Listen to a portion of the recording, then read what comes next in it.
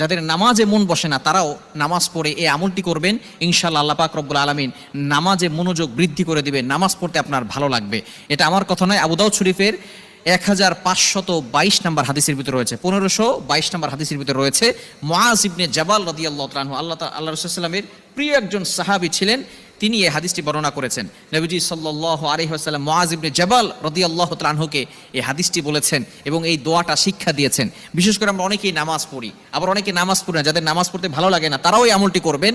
এবং বিশেষ করে যারা নামাজ পড়েন কিন্তু নামাজে মন বসে না, যখনই আপনি নামাজে দাঁড়ান সাথে সাথে আপনার মনটা নামাজের বাহিরে চলে যায়, এরকম হয় কি হয় না?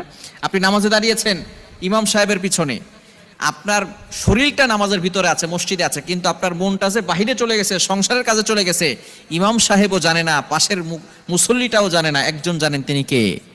আল্লাহ ইজ ওয়াচিং মি, আল্লাহ আপনাকে দেখছেন, আল্লাহ আপনাকে অবজার্ভ করছেন। এই জন্য অবশ্যই আপনাকে চিন্তা করতে হবে, বেশি বেশি করে আল্লাহর কাছে দোয়া করা। খুবই চমৎকার একটি দোয়া নবীজি সাল্লাল্লাহু আলাইহি সাল্লাম শিক্ষা দিয়েছেন। দোয়াটি হচ্ছে আল্লাহুম্মা আইন্নি আলা যিকরিকা ওয়া শুকরিকা ওয়া হুসনি ইবাদাতিক। খুবই চমৎকার একটি দোয়া। এই দোয়াটা পড়লে আল্লাহ পাক রব্বুল আলামিনের স্মরণ যাতে করে আপনার বেশি বেশি হয় এবং বেশি বেশি করে আপনি আল্লাহ তাআলার কৃতজ্ঞ বান্দা হতে পারেন এবং আল্লাহ তাআলার ইবাদত করতে পারেন পরিপূর্ণভাবে, এটা দোয়া করলে আল্লাহ পাক রব্বুল আলামিন এগুলো আপনাকে বাড়িয়ে দিবেন।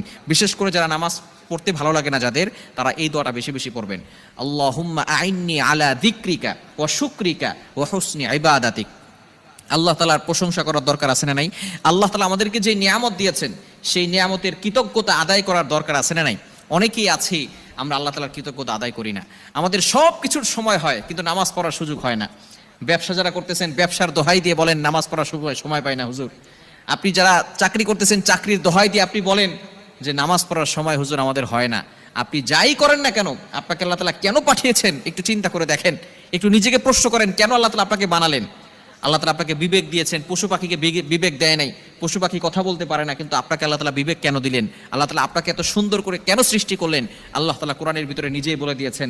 27 নম্বর পারার 2 নম্বর পৃষ্ঠার 5-6 নম্বর লাইন, সূরাতুজ জারিয়াতের 56 নম্বর আয়াতে আল্লাহ বলছেন, ওয়ামা খালাকতুল জিন্না ওয়াল ইনসা ইল্লা লিয়াবুদুন, I have created the human and the jinn people to worship only me. আমি মানুষ এবং জিন জাতিকে একমাত্র আমার ইবাদত করার জন্য সৃষ্টি করেছি। আপনি যতই দোহাই দেন আর যাই কিছু বলেন না কেন, আল্লাহ তাআলা আপনাকে ইবাদত করার জন্য সৃষ্টি করেছেন। সেই ইবাদতের ভিতরে সর্বশ্রেষ্ঠ ইবাদত হচ্ছে নামাজ। একজন ব্যক্তি ঈমান আনার পরেই তার মূল কাজ হচ্ছে নামাজ পড়া। সেই নামাজ আমাদের মন বসে না, সে নামাজ পড়তে আমাদের ভালো লাগে না। এজন্য নবীজি সাল্লাল্লাহু আলাইহি ওয়াসাল্লাম দোয়া আমাদেরকে শিক্ষা দিয়েছেন। কি চমৎকার নবী আমরা পেয়েছি, আমাদের যা কিছু দরকার এভরিথিং এ টু জেড আমাদেরকে সব কিছু শিক্ষা দিয়ে গিয়েছেন। নামাজ পড়তে ভালো লাগে না, তারপর নবী সাল্লাল্লাহু আলাইহি ওয়াসাল্লাম দোয়া শিক্ষা দিয়েছেন। এজন্য অবশ্যই আপনারা যারা নামাজ পড়েন 5 ওয়াক্ত নামাজের পরে এই দোয়াটা পড়বেন, আল্লাহুম্মা আইন্নি আলা যিকরিকা ওয়া শুকরিকা ওয়া হুসনি ইবাদাতিক। আবু দাউদ শরীফের 1522 নম্বর হাদিসের ভিতরে এটা রয়েছে। যদি আপনি বেশি বেশি পড়তে পারেন আল্লাহ পাক রব্বুল আলামিন নামাজের ভিতরে মনোযোগ বাড়িয়ে দিবেন এবং বেশি বেশি করে আপনি আল্লাহর ইবাদত করতে পারবেন, ইবাদতে মজা পাবেন। আল্লাহ তাআলা আমাদের সকলকে এই আমলটি করার তৌফিক দান করেন।